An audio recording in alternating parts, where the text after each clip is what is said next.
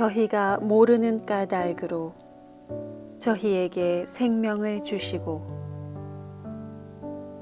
저희가 모르는 까닭으로 저희에게 세월을 주시고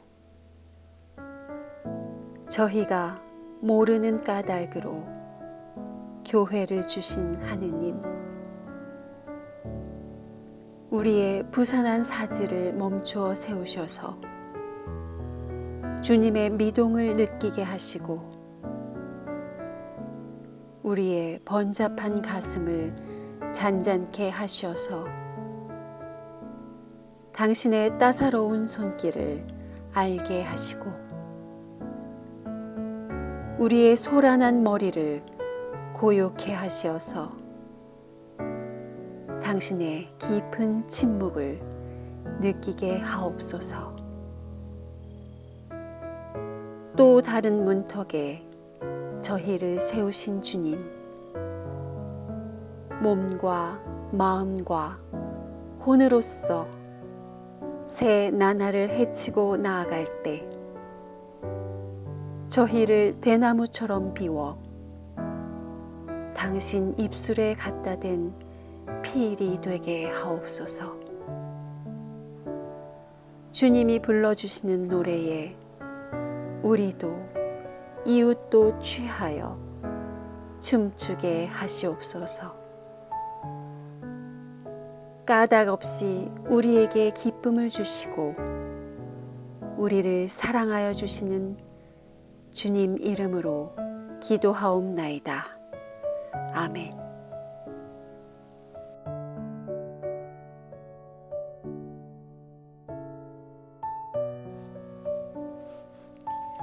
욥기에 기록된 지혜의 말씀입니다. 우스라는 곳에 욥이라는 사람이 살고 있었다. 그는 흠이 없고 정직하였으며 하나님을 경외하며 악을 멀리하는 사람이었다. 하루는 하나님의 아들들이 와서 주님 앞에 서고 사탄도 그들과 함께 주님 앞에 섰다. 주님께서 사탄에게 어디를 갔다가 오는 길이냐 하고 물으셨다. 사탄은 주님께 땅을 이리저리 돌아다니다가 오는 길입니다 하고 대답하였다. 주님께서 사탄에게 말씀하셨다. 너는 내 종 욥을 잘 살펴보았느냐? 이 세상에 그 사람만큼 흠이 없고 정직한 사람, 그렇게 하나님을 경외하고 악을 멀리하는 사람이 없다. 내가 나를 부추겨서 공연히 그를 해치려고 하였지만 그는 여전히 자기의 온전함을 굳게 지키고 있지 않느냐? 사탄이 주님께 아뢰었다. 가죽은 가죽으로 대신할 수 있습니다. 사람은 자기 생명을 지키는 일이면 자기가 가진 모든 것을 버립니다. 이제라도 주님께서 손을 들어서 그의 뼈와 살을 치시면 그는 당장 주님 앞에서 주님을 저주하고 말 것입니다.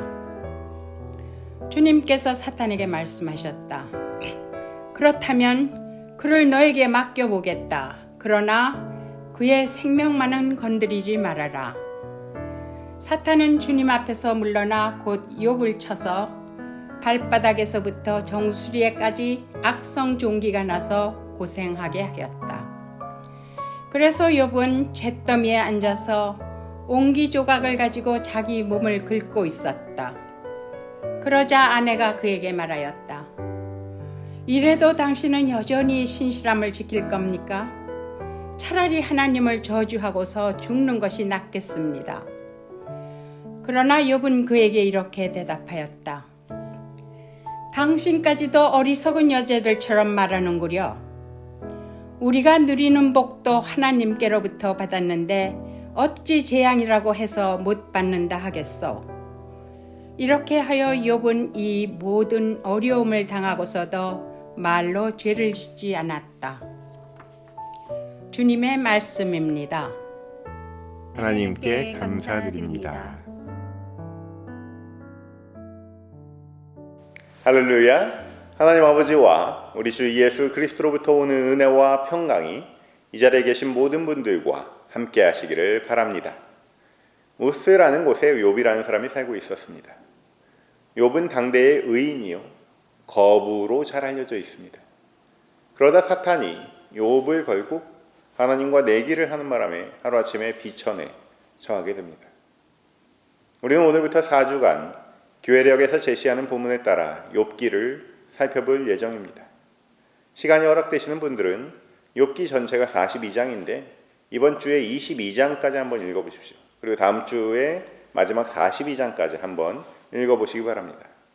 공동체 성서 읽기를 통해서 우리가 욥기를 한 번씩 듣고 읽어봤지만 짧은 기간 안에 두 번째 읽을 때는 또 느낌이 다르실 거예요. 이번에는 낯설게 읽기를 한번 시도해 보십시오. 한 절 한 절 읽으시면서 궁금한 것들을 생각해 보시고 급하게 답을 찾으려고 하지는 마시고 깊고 길게 묵상해 보시기 바랍니다. 욥기는 성서에서 가장 어렵고 정교한 책으로 불리기도 하고 보석이라고 불리기도 합니다. 종교개혁자 마틴 루터는 욥기를 가리켜서 성서 중 다른 책에서 볼 수 없는 웅장하고 숭고한 책이라고 했고 빅토르 휴고는 인간 정신을 다룬 최대의 걸작이라고 극찬했습니다. 우리는 이런 극찬을 뒤로하고 조금 낯설게 보기 차원에서 버지니아 울프의 편지를 참고할 수 있을 것 같습니다. 버지니아 울프가 친구에게 편지를 썼는데요. 딱 두 줄로 욥기를 말했습니다. 어젯밤에 욥기를 읽었어. 하나님이 잘 나오지 않는 것 같아. 버지니아 울프가 주는 힌트처럼 우리는 지금까지의 신앙적 경험과 지식을 뛰어넘는 약간은 정교하고 위험한 책을 함께 나누려고 합니다. 욥은 흠이 없고 정직한 사람이었습니다. 하나님을 경외하며 악을 멀리하는 사람이었습니다. 이렇게 하나님 앞에서 신실하고 온전했던 욥에 대해서 천상에서 회의가 열립니다. 이 천상 회의에 대해서 여러 가지 의구심이 들지 않을 수 없습니다. 왜 하나님은 사단을 회의석상에 불러들이셨을까? 사단의 계략을 왜 허락해 주셨을까? 욥기의 오마주라고 할 수 있는 괴테의 파우스트에서 악마의 역할을 맡고 있는 존재가 있습니다. 이름이 메피스토펠레스라고 하는데 하나님과談判 끝에 파우스트를 괴롭히기로 허락을 받고 이렇게 독백을 하죠. 때로 저 노인을 만나는 게 즐겁단 말이야. 그래서 그와 사이가 나빠지지 않도록 조심하고 있지. 위대한 주님으로서는 너무 마음씨가 고와서 악마까지도 이처럼 인간적으로 대해주는 것이겠지. 지금까지 우리가 알고 있었던 하나님과 사뭇 다른 모습입니다. 물론 우리가 틀릴 수 있습니다. 그래도 어떻게 하나님이 그러실 수 있는가 하는 의문은 사라지지 않습니다. 또 욥에게는 사랑하는 자녀 10명이 있었습니다. 자녀들의 생일잔치가 끝나고 나면 욥은 자녀들이 혹시라도 알지 못하고 지은 죄까지 용서를 받을 수 있을까 해서 자녀의 수대로 일일이 번제를 드렸습니다. 10명이 생일잔치를 하면 매번 10번의 번제를 드렸으니까 1년의 자녀를 위해서 100번의 번제를 드린 것입니다. 1장 5절에 따르면 욥은 모든 일에 늘 이렇게 신중하였다고 기록되어 있습니다. 그럼에도 불구하고 그렇게 사랑했던 7남 3녀의 자녀들을 모두 잃게 됩니다. 자식 하나만 잃어도 우리 삶의 균형은 깨져버립니다. 모든 자녀를 잃고 오직 홀로 남은 욥에게 보이는 하나님은 참 낯선 하나님입니다.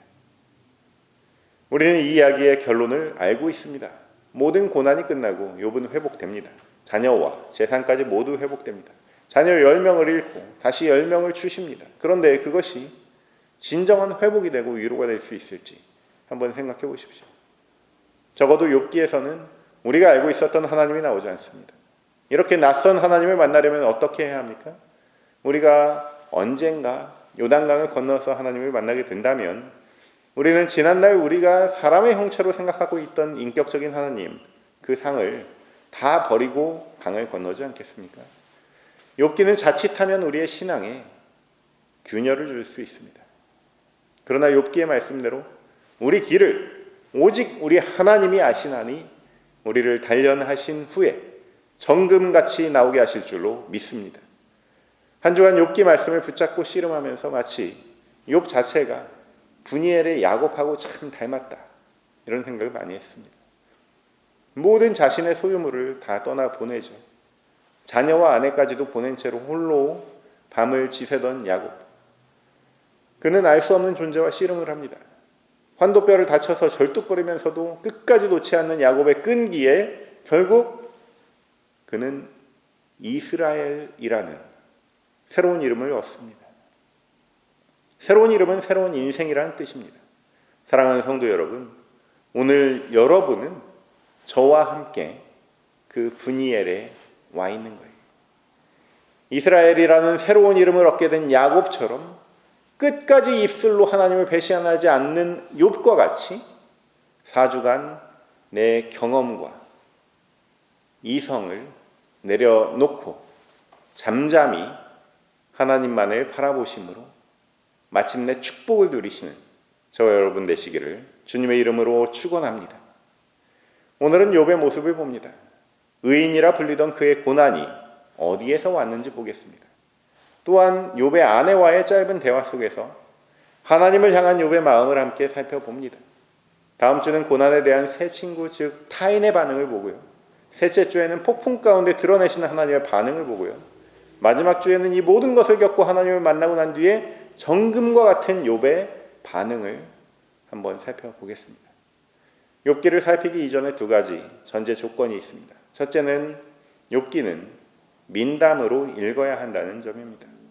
욥기 1장과 2장은 어린이들도 많이 알고 있는 친숙한 이야기죠. 이야기예요. 욥은 실존 인물입니다. 그렇지만 욥기는 문학입니다. 지혜 문학이라고 합니다. 오늘날 많은 문학의 소재를 욥기가 제시하고 있습니다.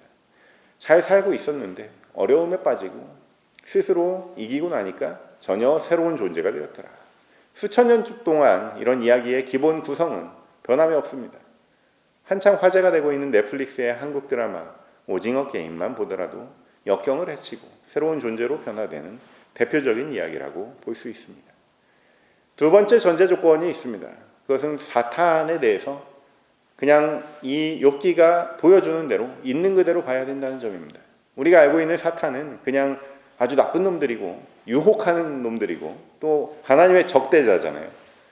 여기까지는 신약에 나오는 사탄에 대한 이해라고 볼 수 있습니다. 사탄도 시대마다 장소마다 또 기록자마다 이해가 다 달라요.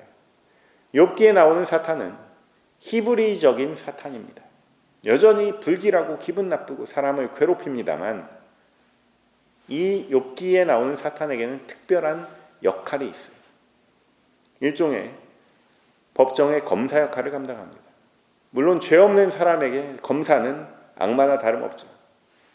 욥기 1, 2장의 배경은 하늘 법정입니다. 하나님께서 사탄에게 물으실 때 사탄은 땅을 이리저리 돌아다니다가 오는 길입니다 라고 대답합니다. 이렇게 사탄은 조사관이자 구체적인 형을 제시하는 검사로서 일종의 법원 사람이라고 볼 수 있습니다. 우리가 함께 묵상하고 있는 욥기의 전말은 사실 사탄이 하나님께 던진 한 가지 중요한 질문으로부터 시작됩니다. 욥이 아무것도 바라는 것 없이 하나님을 경외하겠습니까? 이것은 포로기 이스라엘이 스스로에게 던졌던 질문이에요. 하나님이 지키시는 땅, 하나님의 성전이 있는 땅, 하나님의 땅 시온은 멸망하지 않는다는 그 종교적인 신념이 철저하게 무너져서 모든 것을 잃고 포로로 끌려온 다음에 발생하는 물음들. 과연 하나님은 있는가? 어떻게 하나님이 우리에게 이러실 수 있나? 의인에게 고통을 주시는 하나님은 어떤 하나님이신가? 그러한 물음들이 삭히고 삭혀져서 깊은 맛을 낼 때 던져진 보석과 같은 질문이 바로 이것입니다. 아무것도 바라는 것 없이 하나님을 경외하겠습니까?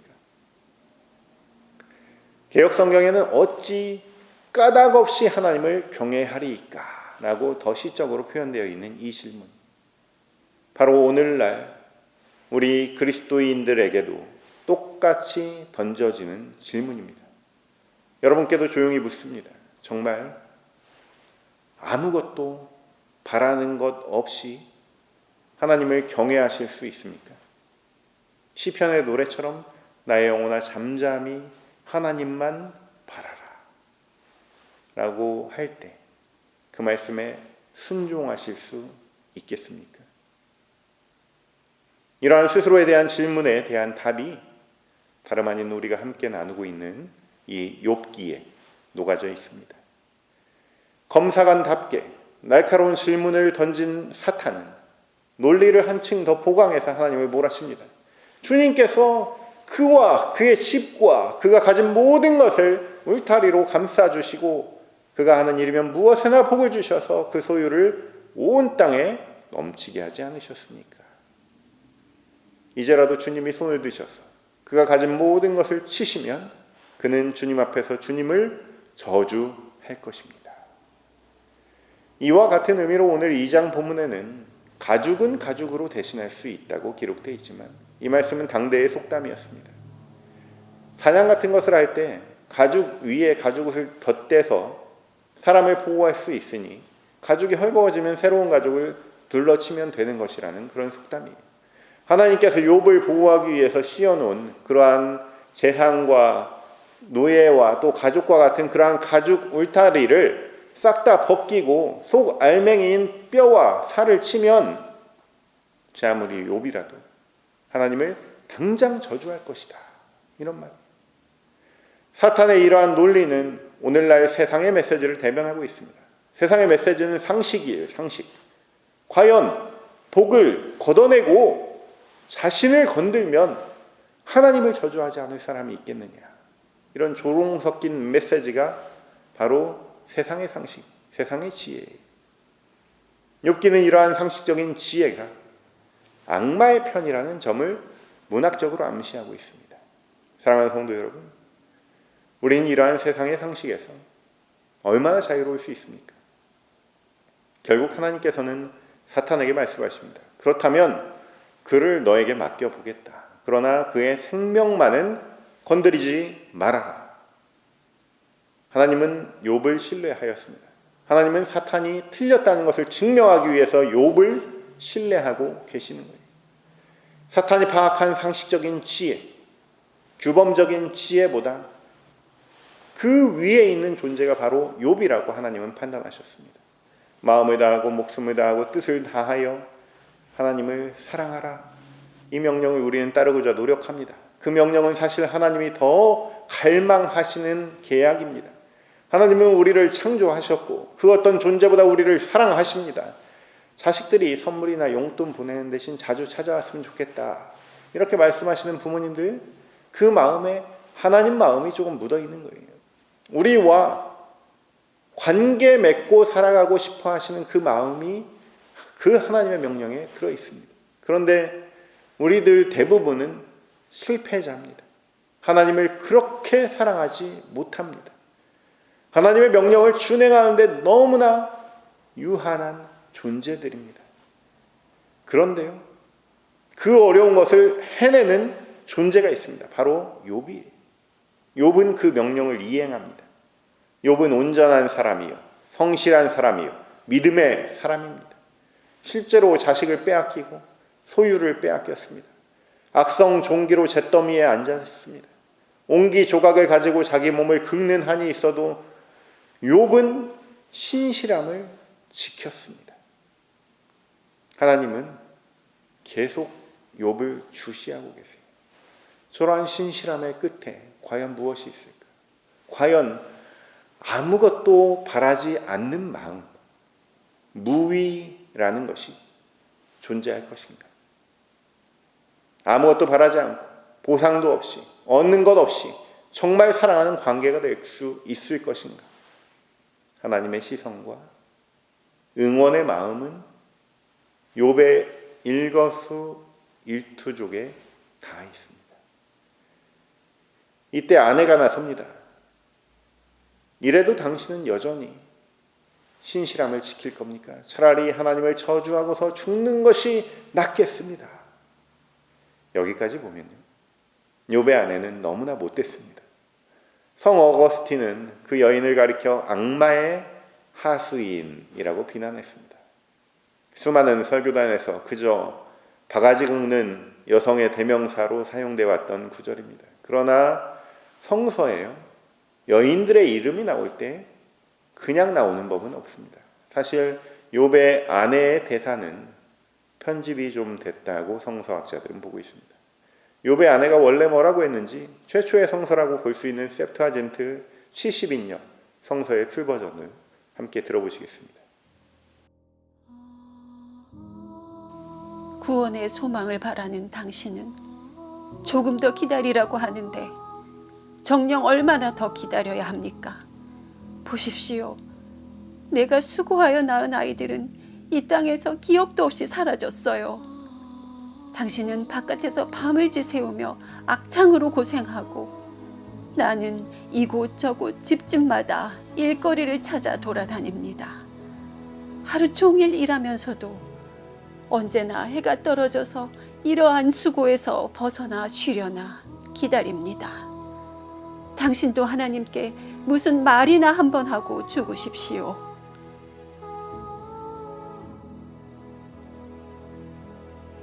아내의 이러한 간곡한 목소리에 욥은 서늘하게 대답합니다. 무미건조한 듯 보이는 이러한 서늘함은 경건의 표상입니다. 아무런 꾸밈이 없고 감정의 기복이 없이 기쁨이나 고통으로 우리가 세상의 끝에 도달했을 때 우리 원 존재의 고백이 이어집니다. 욥은 말합니다. 우리가 복음 받았는데 재앙이라고 못 받는다 하겠어. 슬픔이나 염세가 느껴지지 않는 나직한 그의 고백은 바로 찬양입니다.